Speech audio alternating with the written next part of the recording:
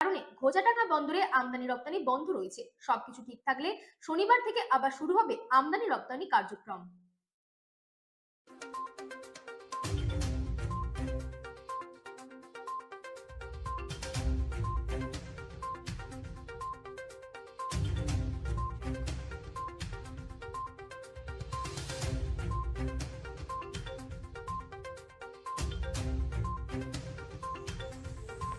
Asia মহাদেশের অন্যতম স্থলবন্দর ঘোচাটাঙ্গা বন্দর। এই বন্দর দিয়ে প্রতিদিন কয়েক হাজার গাড়ি আমদানি রপ্তানি হয়। কিন্তু বাংলাদেশে আগামীকাল অর্থাৎ 12ই ফেব্রুয়ারি এই তারিখে জাতীয় নির্বাচন, আর সেই কারণে দুই দেশের আমদানি রপ্তানি বন্ধ আজ থেকে। তবে দূর দূরান্ত থেকে যেসব গাড়িরা এসেছে বা যারা আসবে তারা এই কদিন পার্কিংয়ে থেকে যাবে। তবে কোনো পচনশীল জিনিস এই কদিন আসবে না বন্দরে, কারণ আগে থেকেই তাদের বারণ করা আছে।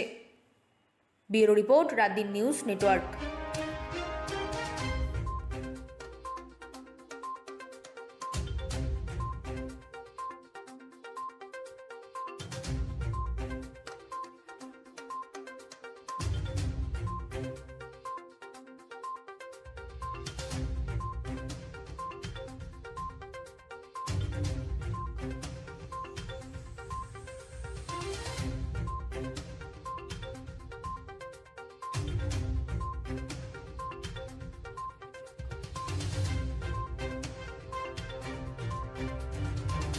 দাদা, আপনাদের এই যে ঘোচাডাঙ্গা বন্দরে এই যে এক্সপোর্ট ইম্পোর্ট কি বন্ধ আছে?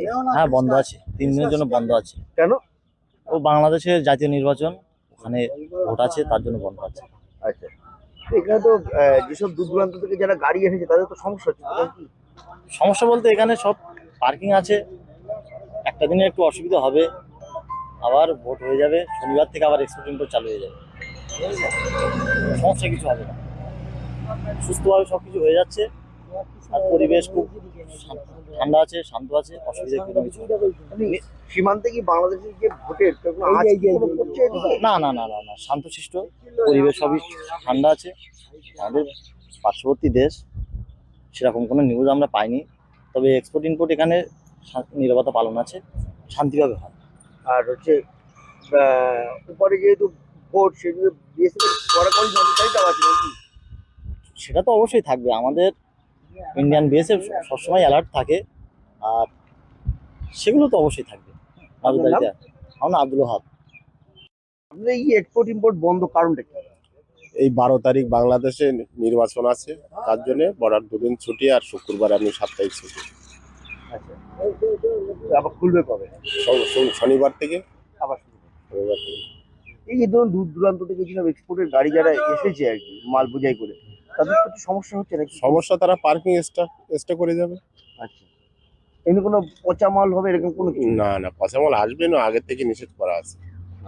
আর এই যে যেহেতু সীমান্ত, মানে বিএসএফ এর করার নজরদারি তো আছে, যেহেতু ওপরে ভোট, হ্যাঁ, সে তো আছে। বিএসএফ এর কেমন নজরদারি? সেটা আমরা অতটা বলতে পারবো না। আপনার নাম? যুধিষ্ঠির সরকার। যুধিষ্ঠির সরকার।